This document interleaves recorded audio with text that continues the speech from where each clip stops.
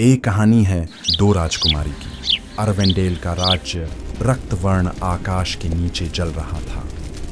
राक्षस, वे अंधकार के जीव जिनकी त्वचा पिघले लावे जैसी और पंजे जैसे कटार भूमि को तबाह कर रहे थे।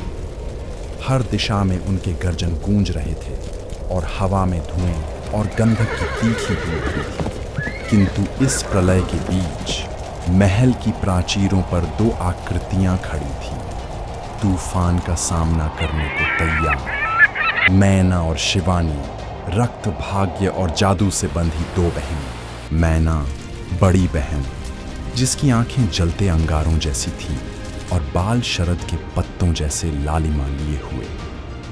अग्नि उसकी रगों में बहती थी। उसके हाथ सदा गर्म रहते, सदा बेचैन। वह राज्य की सबसे प्रबल योद्धा थी। उसकी जुड़वां तलवारें जादुई अग्नि में चमकती थी। शिवानी, छोटी बहन, उसकी पूर्ण विपरीत। जहां मैना अग्नि थी, वहां वह जल थी, शांत पर विनाशकारी। उसकी नीली आंखों में समुद्र की गहराई थी और उसके बाल लहरों की तरह लहराते थे। उसके पास एक चांदी का दंड था जो समुद्री ज्वार की शक्ति से स्पंदित होता था। उन्होंने बचपन से ही इस युद्ध के लिए प्रशिक्षण लिया था। हर युद्ध में वे और सशक्त होती गईं। लेकिन यह सिर्फ एक और लड़ाई नहीं थी। राक्षस महल के भीतरी द्वार तक पहुंच चुके हैं। मैना गुर्राई, अपनी तलवारों की पकड़ मजबूत करते हुए।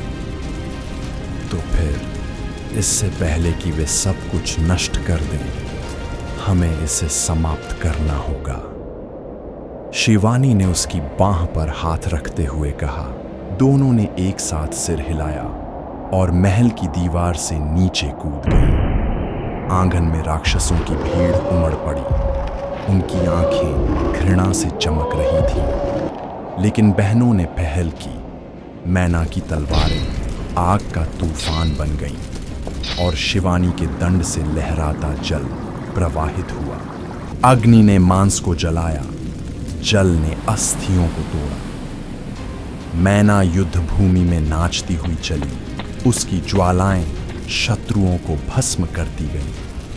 शिवानी जल की तरह लचीली, पर महाप्रलय जैसी ताकत से राक्षसों को बहा ले गई। परंतु शत्रु थकने वाले नहीं।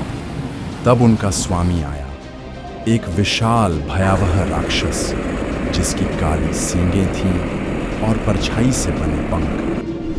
धुएं के बीच से वह उभरा। तुम हमें नहीं रोक सकती, वह फुफकारा। तुम्हारा राज्य नष्ट हो जाएगा। मैना ने दांत पीसे। जब तक हम खड़ी हैं, कोई नहीं जीत सकता। वह गर्जी और सीधे उसकी ओर झपटी। उसकी ज्वालाएं और तीव्र हो उठी।